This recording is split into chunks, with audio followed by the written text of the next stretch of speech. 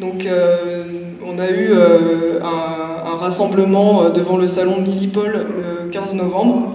Je vais mettre un peu la vidéo pour voir un peu ce que ça donnait. Donc le salon Millipol, il y avait 52 entreprises israéliennes qui étaient vraiment les vedettes du salon, qui avait un petit village Israël avec toutes leurs dernières innovations testées et approuvées sur les civils palestiniens.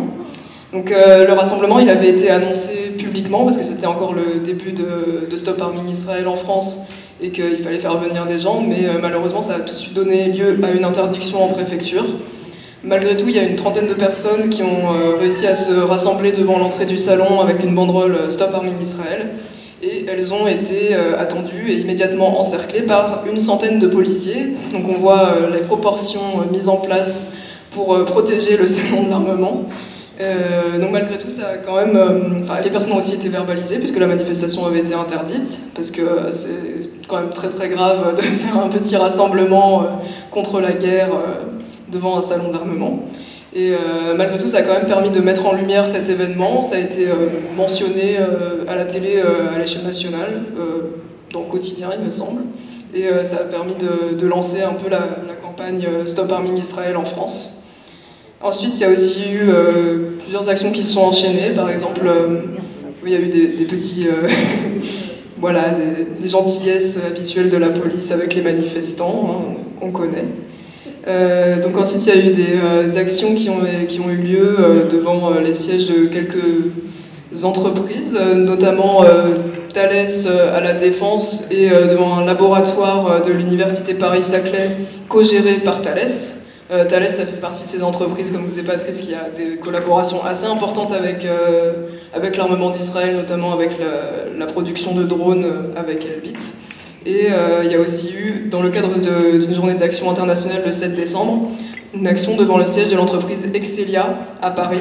Et Excelia, c'est cette entreprise qu'a aussi mentionné Patrice, qui est connue pour avoir eu des pièces qui ont été retrouvées dans les débris d'une bombe qui avait tué 3 enfants sur le toit d'une maison à Gaza. Donc il y a eu une action pareille devant, et c'est une de ces entreprises qui montre bien l'exemple de ces soi-disant composants à double usage aussi, parce que sur leur site internet ils vont dire qu'ils font du civil, du médical, mais aussi du militaire un petit peu, et en fait on se rend compte qu'on retrouve leurs composants dans les débris avec bien marqué dessus Eurofarad, c'était l'ancien nom, Made in France, Paris. Donc Excelia, c'est une de ces entreprises. Après, on a continué voilà, ces actions-là depuis novembre, et la dernière action en date, c'était ce lundi, devant la banque Barclays. Pour le coup, on a un peu varié par rapport aux entreprises d'armement à proprement parler, mais Barclays, c'est une entreprise qui investit énormément, enfin c'est une banque britannique qui investit énormément dans de nombreuses entreprises d'armement ou de technologies qui sont en lien avec le génocide en cours, et eux-mêmes de façon depuis longtemps avec l'apartheid, avec toutes les oppressions que subissent le peuple palestinien. L'importance de soirées comme on a eu là à la Bourse du Travail, c'est que c'est un sujet dont on ne parle jamais. Alors que c'est un sujet qui nous concerne tous, puisqu'on est en démocratie, que ce soit la production d'armes, la vente d'armes, c'est fait par l'État. C'est l'État qui autorise les entreprises à produire des armes ou à les vendre. Et donc l'État, c'est nous, c'est chacun d'entre nous. Alors qu'on n'en discute jamais, le Parlement n'en discute jamais non plus. Et c'est là où c'est extrêmement important qu'il y ait des débats citoyens pour s'approprier le sujet. C'est vrai que c'est un sujet compliqué en soi, mais pas tant que ça par rapport à la nécessité de s'impliquer. Quand on n'est pas obligé de connaître comment il faut démonter une arme ou de combien de composants elle est fabriquée, pour pouvoir poser des questions sur l'usage qui en est fait et sur notre responsabilité, pour dire non, on ne veut pas que ça soit fait en notre nom.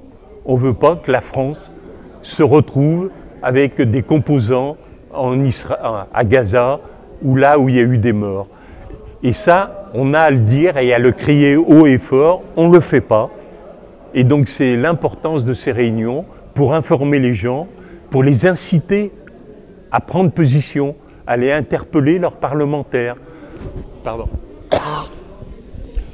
On élit les parlementaires, on met un bulletin de vote, mais une fois que la personne est élue, elle est censée nous représenter. Mais on va très rarement, pour ne pas dire jamais, lui demander des comptes.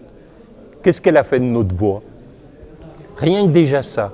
C'est des choses qui peuvent être faites au niveau individuel, des petits groupes de gens, d'une ville, d'un quartier, d'un immeuble. Donc c'est important d'aller interpeller nos représentants, puisqu'ils sont là pour leur demander de dire ben non, nous on n'est pas d'accord que vous votiez des lois, que vous autorisiez des exportations, que vous interpelliez pas le gouvernement sur ces sujets-là, surtout quand on voit le nombre de morts qu'il y a. C'est pas juste un petit conflit entre deux voisins, même si qui est regrettable en soi. Là, ça se compte en dizaines de milliers de morts, et la France est complice. Et donc, on est complice de tous ces morts qu'il y a aujourd'hui à Gaza. Et là, on a à agir, on a à refuser cette complicité-là et à le manifester. Et c'est là l'importance de ces réunions, de pouvoir en débattre, surtout qu'on était relativement nombreux aujourd'hui, pour s'informer et puis après agir.